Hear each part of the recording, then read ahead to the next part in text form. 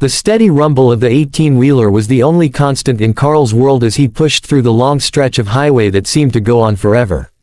The night had swallowed everything around him, leaving only the white lines on the asphalt and the occasional flicker of a distant street lamp to remind him that he was still moving forward.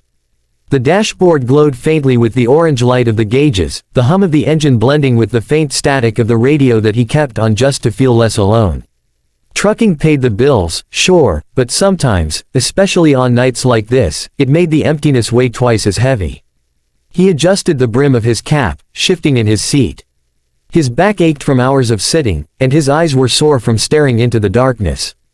A lonely diner somewhere miles behind him had been his last stop, where he had choked down a cup of burnt coffee and half a slice of pie before climbing back into the cab. Now, the coffee was gone cold in the travel mug beside him, but he didn't bother pouring it out. He just drove, like always. On nights like this, he found himself turning the dial, searching through the fuzz of stations. Sometimes he caught a bit of country, sometimes a weather update. But tonight his thumb lingered when he stumbled onto a late-night call-in radio show.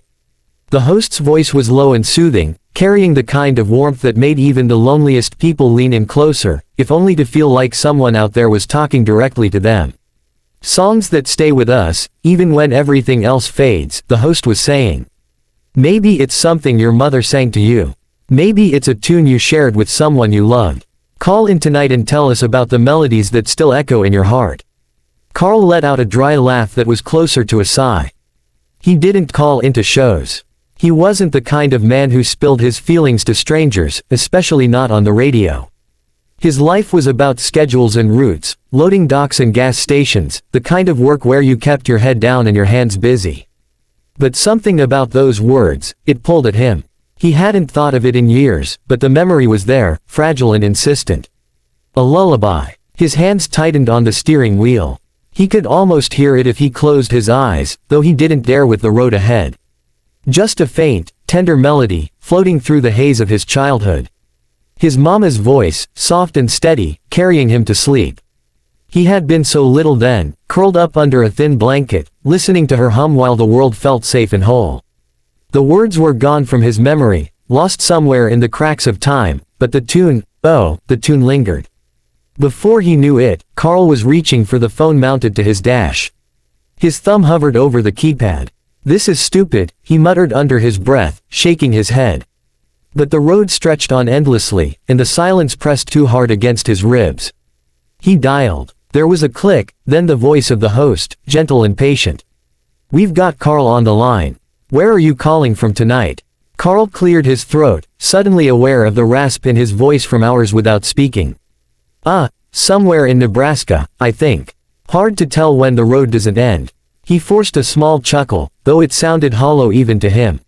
Well, Carl, the host replied, what's the song that stayed with you? For a moment, Carl couldn't answer. The lump in his throat swelled until it nearly choked him. He stared out at the dark horizon, his headlights carving a narrow path through the void. Finally, he spoke, his voice rough but soft. There was this lullaby, he began. My mama used to sing it when I was just a boy. I can't remember the words. Not all of them, anyway. Just the way it sounded, like a prayer, almost. Gentle. I've been trying to remember it for years, but it always slips away. The host gave him space, letting the silence stretch just long enough to hold the weight of what he'd said. Do you remember how it went? Carl's fingers drummed nervously on the steering wheel. He swallowed hard, his throat dry. I remember a little. He hesitated, then closed his eyes just for a second, letting the memory rise up. He began to hum, low and shaky at first, the sound trembling in his chest. The notes were broken, scattered like pieces of a forgotten photograph, but as he hummed, something softened.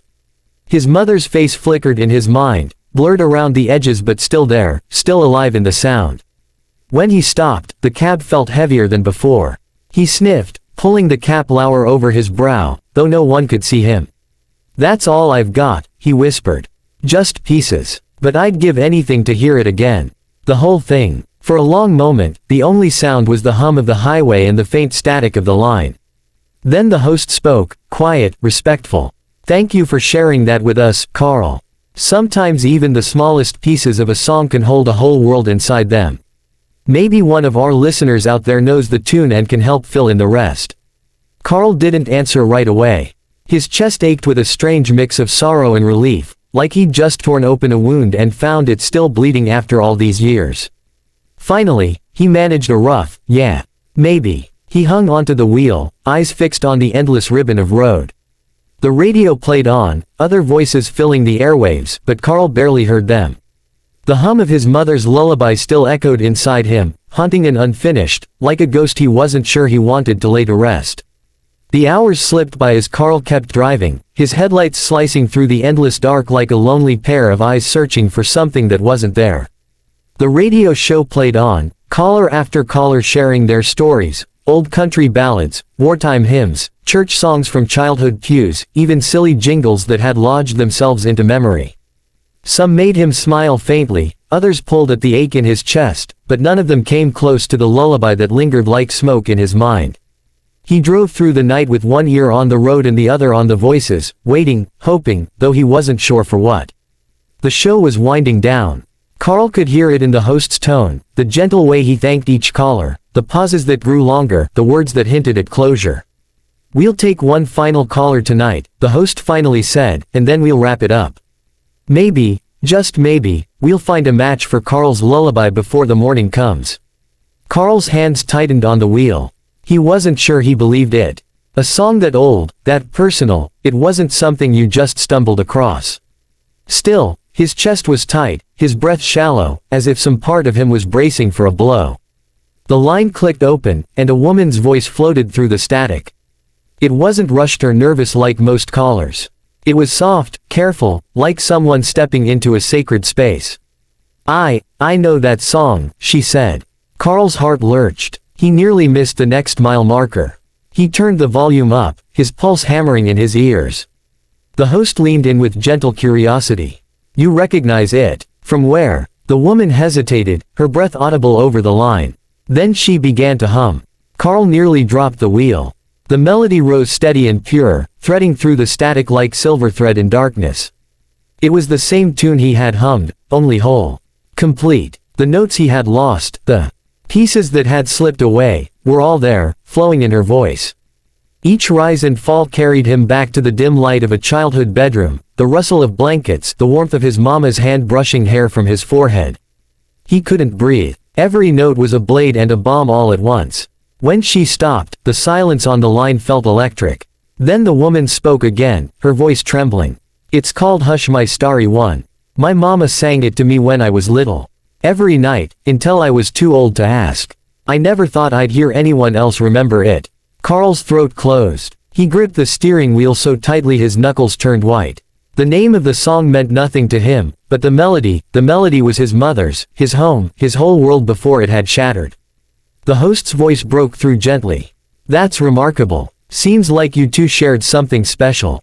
Carl, are you still with us?" Carl fumbled for the receiver, his hand shaking. "Why yeah," he croaked. His voice was raw, unrecognizable even to himself. "That's it. That's the song. I don't," his words faltered, swallowed by emotion. "I don't know how you know it, but, that's it." The woman's breath hitched on the other end. She went quiet for a moment, then said softly, "My brother used to hum it too. He was older than me, but he'd sing it when Mama wasn't there. I haven't thought about that in years." Her voice cracked. "He left when I was still little. I never saw him again." Carl's world tilted. The cab seemed to shrink around him, the air pressed tight in his lungs. He stared out at the highway, but he wasn't seeing it anymore. Her words dug into him like hooks, pulling at something buried deep beneath years of silence. His voice shook. "Your brother." "Yes," she whispered. His name was Carl. The truck swerved slightly as his hand slipped on the wheel. He cut it, straightened out, but his breath was ragged now, every nerve in his body on fire. He pressed the receiver close to his lips, his voice trembling. "Anna." There was a sharp inhale on the line, the kind you make when a ghost suddenly speaks your name. Then, barely above a whisper, "Carl." He felt tears burning his eyes, blurring the road. He blinked hard, but they kept coming, streaming hot down his cheeks. For years, he had carried nothing but the weight of absence, an empty home, a mother buried too soon, a sister he thought he had lost forever. And now, across the thin crackle of radio waves, her voice was there. Alive. Real. The host didn't say a word. Neither did the audience. It was as though the whole country had gone silent, every listener holding their breath for this moment. Carl swallowed hard, his words breaking free in a rush. It's me. It's really me, Anna. I'm here. Her sob came through the line, soft but unmistakable. I thought you were gone. I thought I'd never. She trailed off, her voice too full to finish. Carl slowed the truck, pulling onto the shoulder, his hazard lights blinking in the darkness. He leaned forward, gripping the wheel with one hand while the other held the receiver like a lifeline. His chest heaved with years of unspoken grief and sudden, overwhelming relief. I'm sorry, he whispered. I never should have left. God, I didn't know how to come back. Her answer was broken, but it carried warmth, forgiveness, love that hadn't dimmed with time. You're here now. That's all that matters. The line crackled between them, fragile but unbreakable. Carl pressed his forehead against the cool leather of the wheel, the hum of the lullaby still echoing in his mind, no longer incomplete. After all these years, it had carried him home.